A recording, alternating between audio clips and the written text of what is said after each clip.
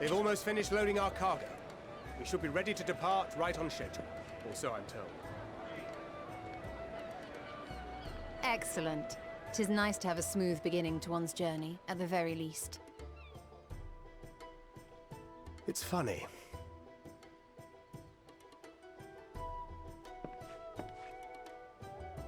Master Louis Soir came here on a ship very much like this one. And now, years later, the street urchin he befriended that day is bound for his mentor's homeland. With his mentor's grandchildren, no less. Aye.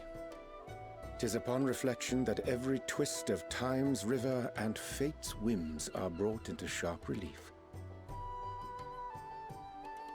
Thou hast matured much in the intervening years. Wert thou not caught attempting to relieve Master Louis Soir of his purse scant moments after he made landfall upon this dock?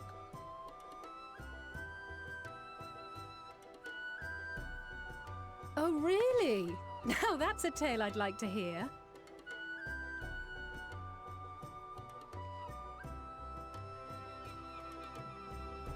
Will this be your first visit to Sharlayan, Sir Estinian?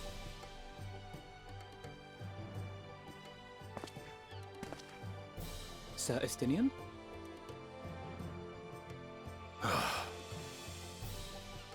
Are we strangers newly met? Why this stiff formality?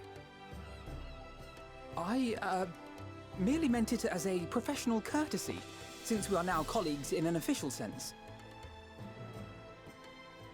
I'd rather you dispense with the sirs, especially in private company. Or I'll be forced to respond in kind, little Lord Alphino.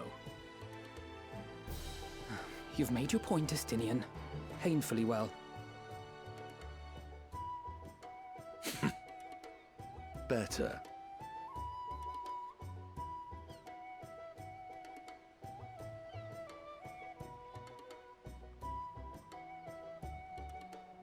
Are you all right, Tataru?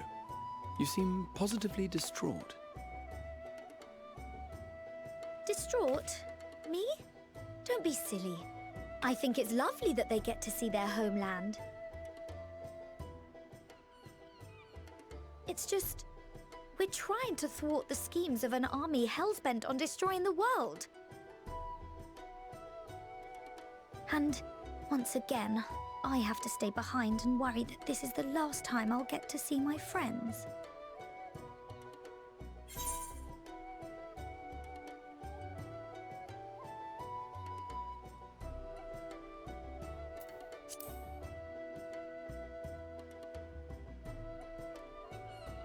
Well, that's hardly comforting. Ah, good. You're still here. Hori! Coulternay! What brings you all this way? We're to assist the Maelstrom and the Kobolds with a lunar primal operation, so we thought we'd see you off before heading to the tower. Flamine and the others wish you all a safe journey, and promise that they'll look after things here until you return. We will too, of course. Aye. We, your fellow Scions of the Seventh Dawn, will do our part to ensure the end of the world won't happen on our watch.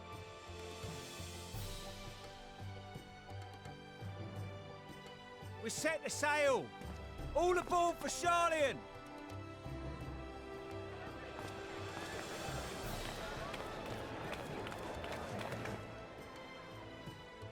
It's time. Then we must delay no longer.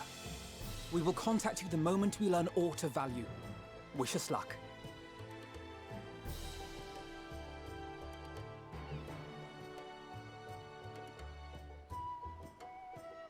Have a safe journey, and please, please, be careful.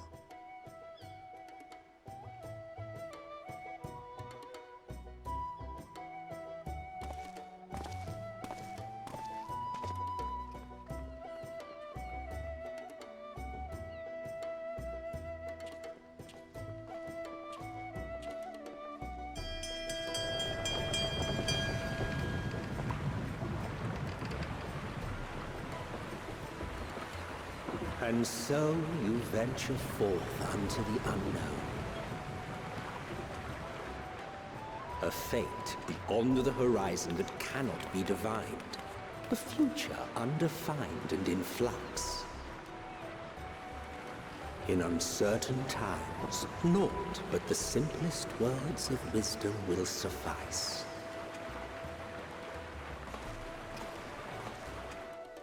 That which lives is destined to die.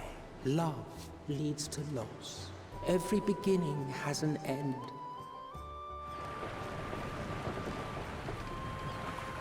Treasure every moment, every step of your descent.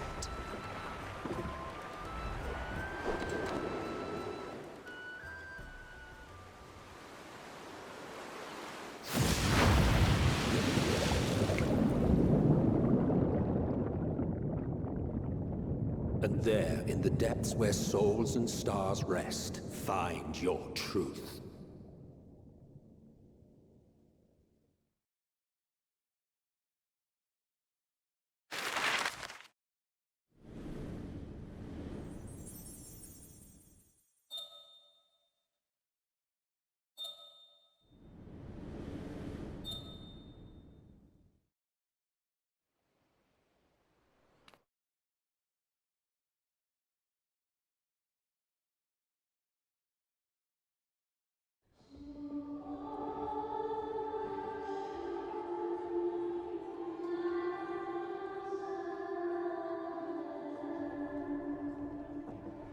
Here.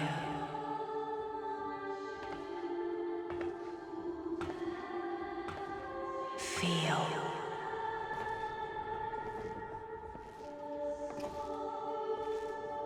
Think.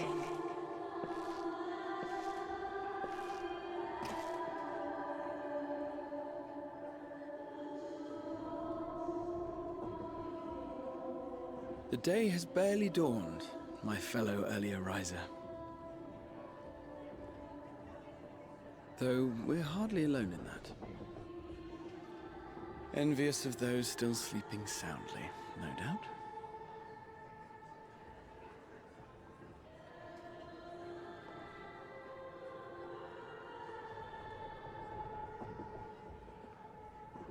Called out to you, you say? I've heard nothing myself.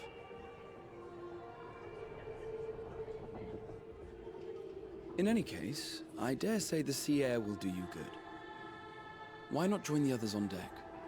Sharlayan should be coming into view at any moment.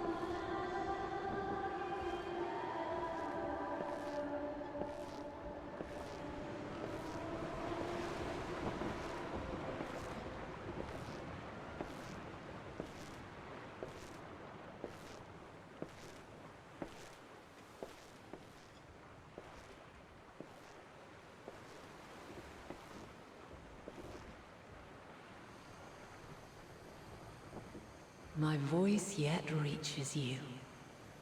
I am glad. Hear, feel, think. And thus do we meet face to face at last. My warrior of light, guided by the crystal.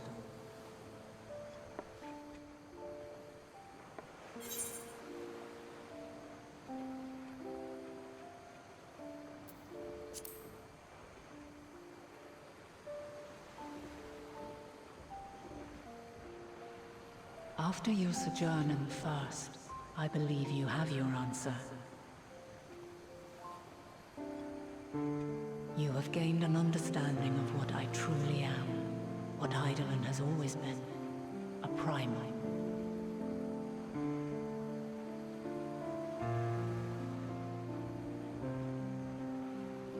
Zodiac was created to forestall the apocalypse which threatened the ancient world. And I was brought forth to bind him. Yet 7 times now, those who would orchestrate a return to that bygone era have rejoined a shard to the god I had sundered. The greater his strength grows, the swifter does mine own diminish. The power to draw your mind into the rift betwixt is no longer mine to wield. Yet though it taxes me sorely, I dare not leave these words unsaid.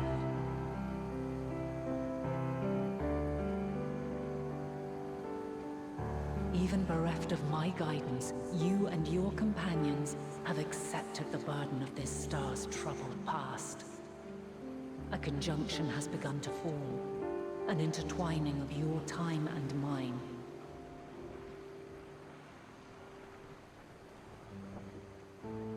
Wheels shudder and turn. Conflict looms. Monumental. Which will decide the fate of this world and all life upon it.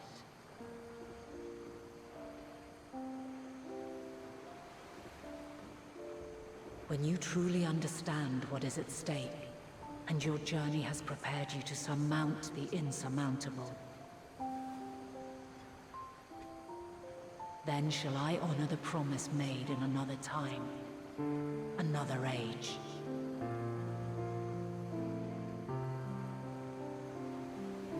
Cast your peepers to the fore, folks. Sharlayan's just over yonder. I will not keep you further. Your traveler's heart must yearn to behold this unfamiliar land. We shall meet again, and soon.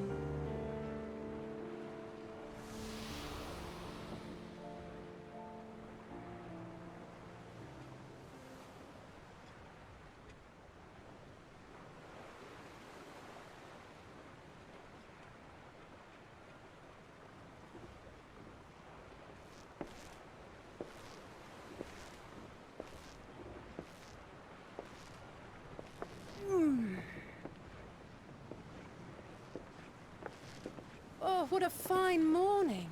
Oh, still a bit stiff, though. And a good morning to you too. Taking a look at the island already?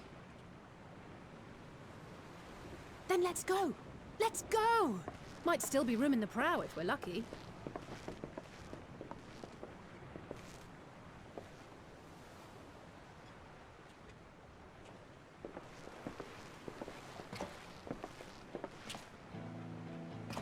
Ah, the sleepers have arisen. There she is. Good old Sharlayan. Oh, I see it.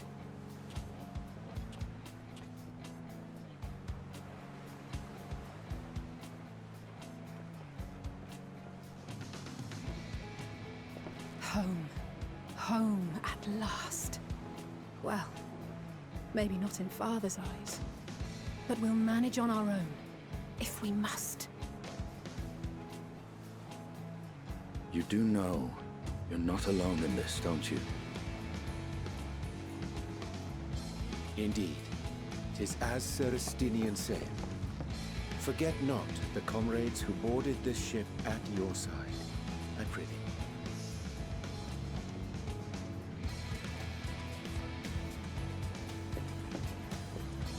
Thank you, my friends. We are ever grateful for your steadfast support. Upon arrival, we will be disembarking into the heart of Sharlayan proper.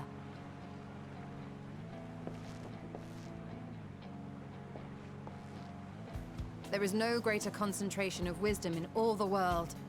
I am confident that somewhere within that center of knowledge and learning, we will find the answers we seek.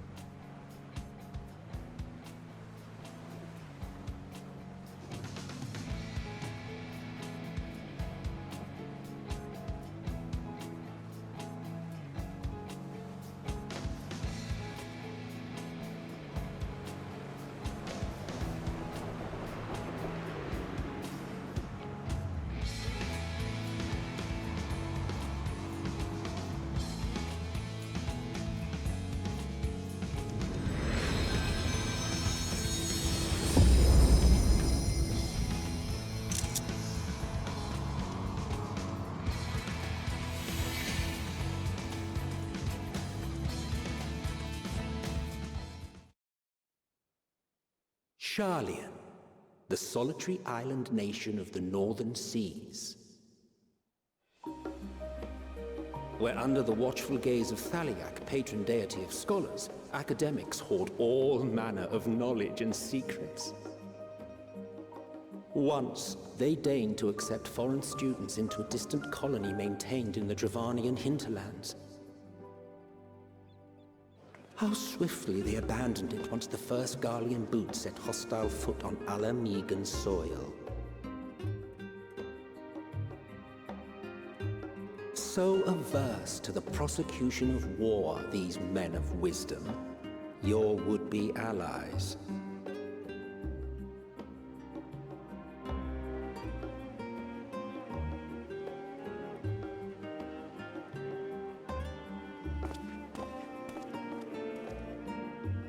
I thought they'd never let us off the ship. What's next, then? Entry applications?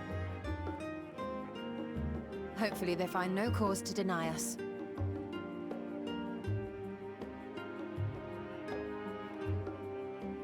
Hasn't Sharlayan all but severed relations with foreign powers? Those of us without direct ties, myself included, may be refused outright. 'Tis true that, as a nation, Sharlayan only forms trade agreements with a select few neutral countries.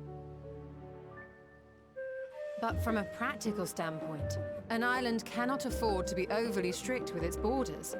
Especially not if that island's people are wholly devoted to the accumulation of knowledge. If one submits the proper paperwork, with satisfactory evidence of identity and intent, then foreigners may be granted entry. May.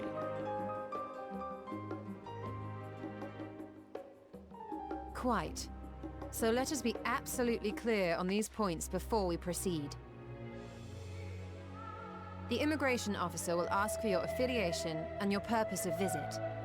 Considering Sharlayan's views on intervention, I strongly suggest we avoid any mention of the Scions. Crown has laid the groundwork for us to act as associates of the students of Baldessian, and our ostensible reason for being here is to aid in their order's restoration.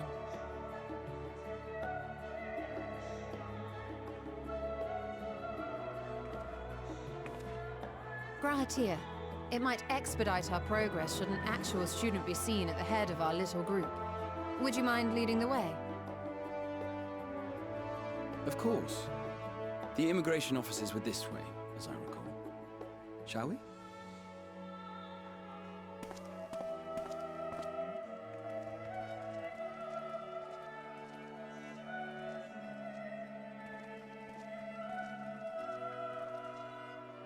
Greetings. We've just arrived and are eager to make our way into the city. Would you be so kind as to process our entry applications? Certainly. I see by your mark you are an Archon.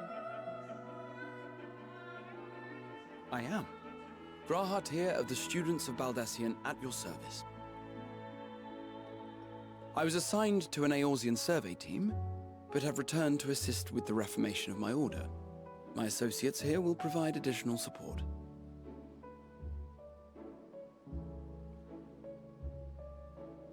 Very good. I have paperwork detailing your group and its scheduled arrival for today. And it seems some few of your companions are also Archons. If you'll step forward, we can process those applications first.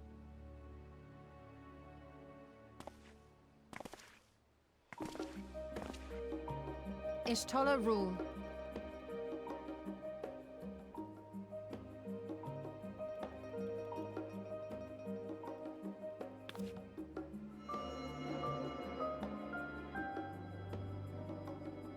See how it glows?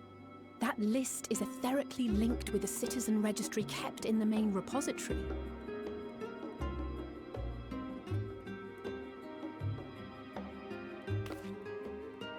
I've confirmed your status as Archons and amended your travel records accordingly. Welcome home. Now, who do we have here?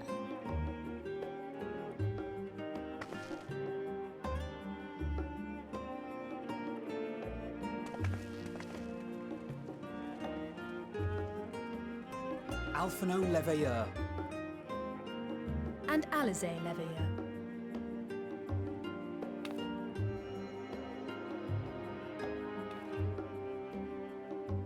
Your applications have also been approved. Having said that,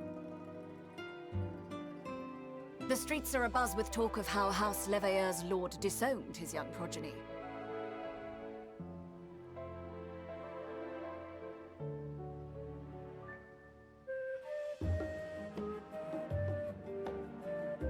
And while such personal circumstances constitute no reason to deny you entry, I urge you to avoid exacerbating your present situation. Times are quite troubled enough already.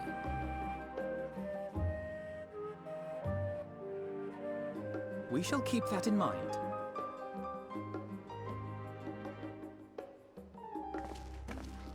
These last two are not Sharlayan natives, but you will find their credentials are in order. An application was made in advance.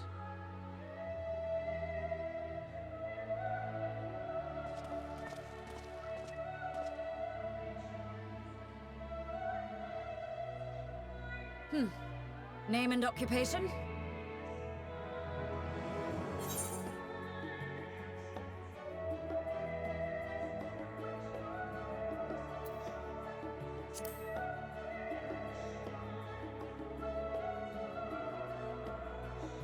An adventurer. Well, I suppose that is considered a valid calling in your native Eorzea. And it does indeed match the profile provided. You may enter. And you, sir? Estinian Valeno, formerly of the Order of the Knights Dragoon in Ishgard. Formally, at least. And what, pray tell, is your profession now?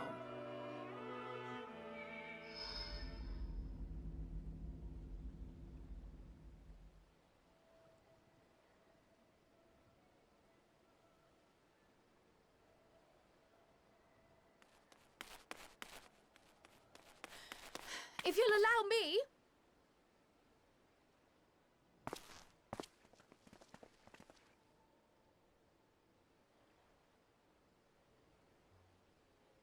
My associate is a mercenary, hired for his strength at arms. Surely you are aware of the dangers we often face on our forays into the wilderness. Mistress Baldessian, if you insist on sponsoring his entry, then so be it. But while I appreciate that desperate times call for desperate measures, I find your choice of company concerning.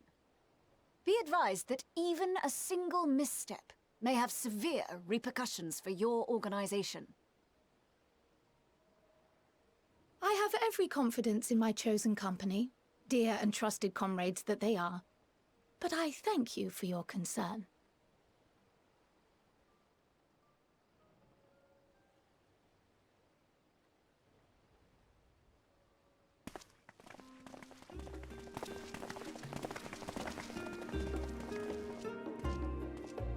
Croyle! It is good to see you.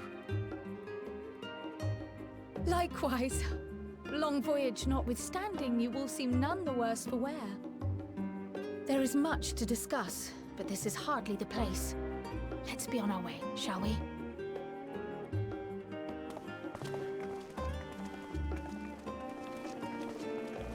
Oh!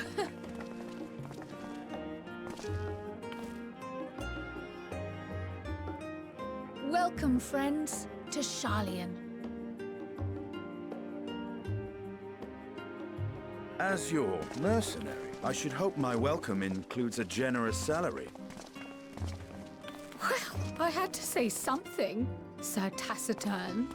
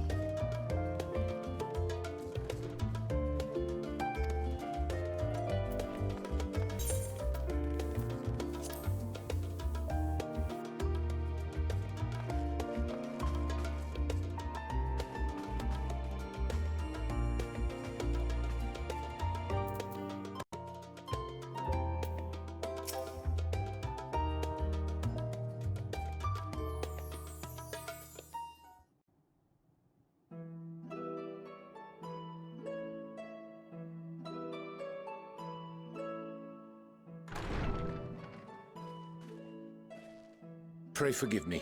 I was delayed. It's fine, Urianger. We're all here now. Let's get down to business then, shall we?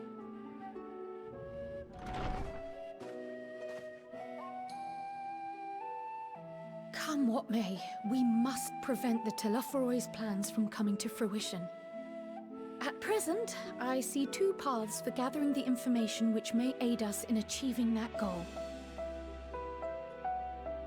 The first involves an investigation into the change which has come over Sharlayan, not to mention the recent inscrutable behavior of the Forum.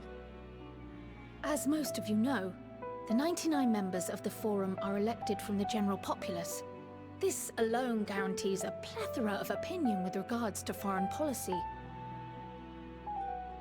The bibliotheques, for example, are a group of conservatives which would have Sharlayan focus on recording history, while remaining entirely uninvolved in the making of it. And at the other extreme, we have advocates for proactive diplomacy and direct intervention. My grandfather Galef was one such member, as was Archon Louisois. Yet despite our diverse factions and philosophies, the recent vote to deny Eorzea's request for assistance was unanimous. Even more concerning was the fact that many cited other, more pressing duties as justification for their recalcitrance. Fortuno's refusal in Gridania had those same undertones. 'Twas as if, having stared unblinking into the face of impending doom, he had simply turned away to pursue something more important. But what could that possibly be? A mystery indeed, and one which I ask for your help to solve.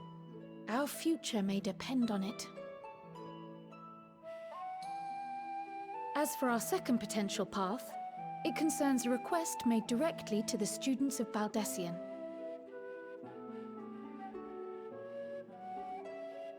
Our organization was founded primarily to study strange and unexplained phenomena the world over. Mysterious relics and ruins, arcane disturbances, and so forth. Compared to our more isolationist Sharlayan colleagues, we have strong connections overseas, namely with scholars and academics who share our passion for the unknown.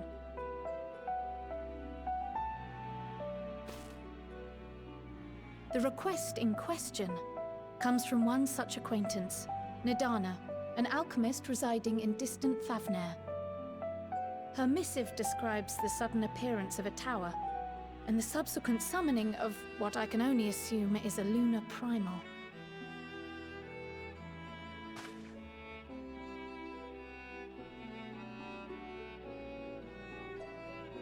In response to this threat, the satrap of Radzat-Han, the individual who governs the city-state, has instructed the alchemists to find a means to deal with the spire.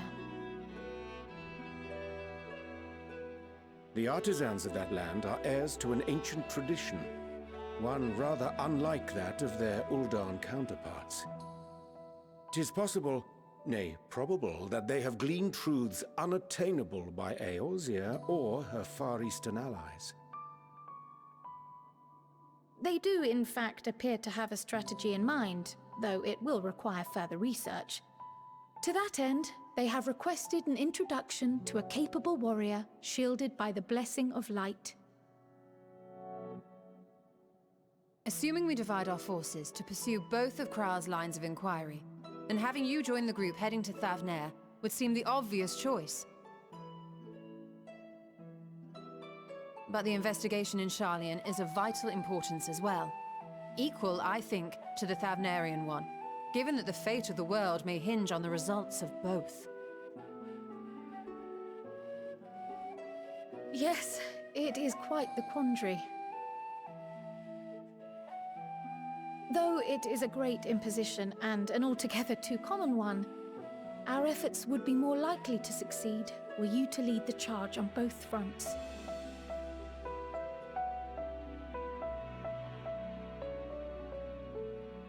You are indeed our champion. As to which task to tackle first, we will defer to your decision. Let us next decide how everyone else might best be assigned. As for myself, I shall continue what I've begun in Sharlayan. I should also like to steal the services of an Archon or two. And thereby gain access to a greater range of reading material.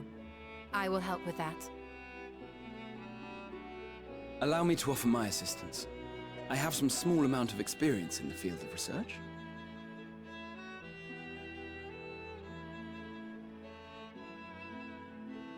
Alize and I would also like to help, if you would have us. Anything to understand even a fraction of what our father and the Forum might be thinking. Of course, the more the merrier. Right. The rest of us will make the journey to Thavner. Thoughts? Objections? I passed through Thavner on my way to infiltrate the Empire, and though I'm not qualified to give a guided tour, I did gain a sense of where things lie. I'll be happy to have you along then. So for this group, it will be you, me, and Urianger. Give me a moment afterwards, and I'll supply you with all the details of Nadana's request. Consider this hall our rendezvous point once our respective tasks are complete.